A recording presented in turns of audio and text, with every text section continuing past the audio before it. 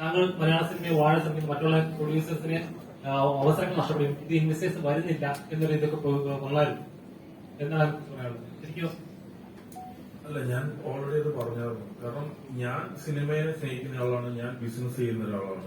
ഞാൻ ബിസിനസ് ചെയ്തുകൊണ്ടിട്ടേ ഇരിക്കും. നമ്മളിപ്പോ ഒരു ബൈക്ക് ഇങ്ങനെ വണ്ടി റോഡിലൂടെ ഇങ്ങനെ ഓടിച്ചുകൊണ്ടിട്ട് പൊക്കൊണ്ടിട്ട് ഇരിക്കുമ്പോൾ കാറ്റ് ഈ വശത്തേക്ക് വരും, നമ്മൾ മുഖത്തടിക്കും, ഇങ്ങനെ മുടികളെല്ലാം ഇങ്ങനെ ചെതറിപ്പോകും. നമ്മൾ വീട്ടിൽ നിന്ന് ഇറങ്ങുമ്പോൾ മുടിയൊക്കെ ചീവി നല്ല പക്കയായിട്ടൊക്കെ ഇറങ്ങിയിട്ടുണ്ട്. കാറ്റടിക്കുമ്പോൾ അതിങ്ങനെ പല വശത്തേക്ക് പോകും. പിന്നെ നമ്മൾ ആ ഡെസ്റ്റിനേഷനിൽ എത്തിക്കഴിയുമ്പോൾ നമ്മൾ ചിലപ്പോൾ ഒന്നുകൂടെ മുടി റെഡിയാക്കി വെക്കണമെന്നേ ഉള്ളൂ. ഇങ്ങോട്ട് പോകുമ്പോൾ പലതരം കാറ്റുകൾ വരും, നമ്മളത് ഫേസ് ചെയ്തുകൊണ്ടിട്ട് തന്നെ പോകണം. ഇവര് പ്രൂവ് ചെയ്യണം, മനസ്സിലായി. നമ്മൾ ഓരോ സിനിമകളും റിസ്ക്കാണ്. ഇപ്പൊ ഈ സിനിമ ഇത്രയും കോടിക്ക് വേണ്ടിയിട്ട് നമ്മൾ എടുത്തു വെച്ചിരിക്കുന്നു. ഈ സിനിമ ഇത്രയും റിസ്ക് എടുത്തിട്ട് ഈ സിനിമ നമ്മൾ ജനങ്ങളുടെ അടുത്തേക്ക് കൊണ്ടുവരുമ്പോൾ പല ആൾക്കാരും പലതരത്തിലുള്ള കാര്യങ്ങൾ ഇവൻ പറയുന്നു. ഇതിനെല്ലാത്തിനും നമുക്ക് ആൻസർ ചെയ്യാനായിട്ട് പറ്റത്തില്ല.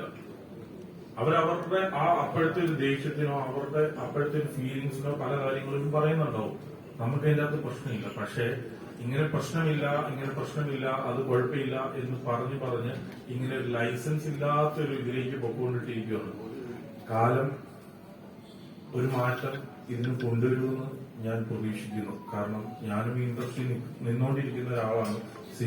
സിനിമയെ മാത്രം സ്നേഹിക്കുന്ന ഒരാളാണ്.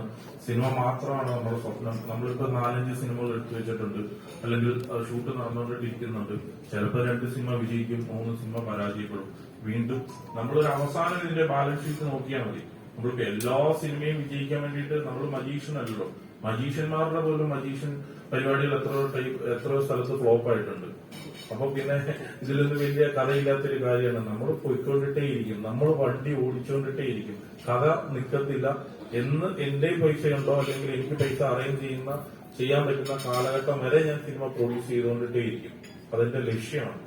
അതിപ്പോ ആസ് എ പ്രൊഡ്യൂസർ ഞാൻ ചോദിക്കുക, ഇപ്പൊ അസോസിയേഷൻ മെമ്പറായിട്ടല്ല, പ്രൊഡ്യൂസർ എന്നല്ല ചോദിക്കുക. അപ്പം ഓരോ മാസം പ്രൊഡ്യൂസേഴ്സ് ഇങ്ങനെ ഇതിന്റെ കാർഷൻ റെക്കോർഡുകൾ വരുന്നുണ്ടല്ലോ, ശരിക്കും പേടിയുണ്ടോ? എനിക്കൊരു പേടിയില്ലല്ലോ. എന്റെ സിനിമയുടെ കളക്ഷൻ റിപ്പോർട്ട് വരുമല്ലോ, എല്ലാവരുടെ സിനിമകളിലും വരുമല്ലോ. അതൊരു കൂട്ടായ തീരുമാനമാണ്. ഇപ്പൊ നമ്മൾ ചെയ്യുന്നത് ശരിയാന്ന് വിശ്വസിക്കുന്നത്. കാരണം കേരളത്തിലെ മാത്രം കണക്കുകളാണ് വെളിയിടുന്നത്. ഒരു പ്രൊഡ്യൂസറിന് പക്ഷെ ലാഭം ഉണ്ടാകുന്ന അല്ല. ഇങ്ങനെ ഒരു കണക്ക് പുറത്തു വിടുമ്പോൾ പുറത്തുനിന്ന് കുറെ പേര് ഇങ്ങനെ വാർത്തകൾ വന്നായിരുന്നു. പുറത്തുനിന്ന് സിനിമയിലേക്ക് ആഗ്രഹിച്ച് ഇൻവെസ്റ്റ് ചെയ്യാൻ വന്നവര് പോലും ബാക്കൗട്ട് ചെയ്യുകയാണ് ചെയ്തത്. ശരിക്കും അങ്ങനെ ഒരു എന്താ പറയുക, ഒരു പ്രവണത മലയാള സിനിമ വളരുന്ന ആ ഒരു സ്റ്റേജില് തളർത്തുന്ന പോലെ അല്ലേ? അല്ല, ഞാൻ ആക്ച്വലി പ്രിൻസ് ആൻഡ് ഫാമിലിയുടെ പ്രസ് മീറ്റിലാണ് ഇത്. പക്ഷെ ഇത് പറയേണ്ട ഒരു കാര്യമില്ല. എന്നാലും ഞാൻ പറയുന്നത് അത് ഒരു കോമൺ ആയിട്ട് കമ്മിറ്റിയുടെ തീരുമാനമാണ്. ഇപ്പൊ ഞാൻ പ്രൊഡ്യൂസർ അസോസിയേഷന്റെ ട്രഷററാണ്. എനിക്ക് ചിലപ്പോൾ ഈ അഭിപ്രായത്തോട് ചിലപ്പോൾ ഒരു വിയോജിപ്പുള്ള ഒരാളായിരിക്കാം. പക്ഷെ എന്റെ മാത്രം വ്യക്തിപരമായിട്ടൊരു തീരുമാനം അവിടെ എടുക്കാൻ പറ്റത്തില്ല. 21 പേര് സെലക്ടഡ് ആണ്. അപ്പൊ ആ 21 പേരിൽ നിന്നുള്ള കോമൺ ആയിട്ടുള്ള, അല്ലെ, ഒരു അമ്മ അസോസിയേഷൻ ആയിട്ടാണെങ്കിലും അവർക്കൊരു കോമൺ ആയിട്ടൊരു തീരുമാനമുള്ളൂ. ഏത് അസോസിയേഷൻ ആണെങ്കിലും പാസ്സാക്കാനായിട്ട് പറ്റുള്ളൂ.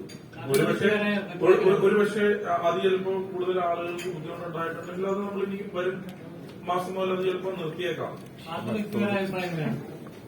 എന്റെ വ്യക്തിപരമായ അഭിപ്രായം ഞാൻ ആ കമ്മിറ്റിയിൽ പറഞ്ഞിട്ടുണ്ട്.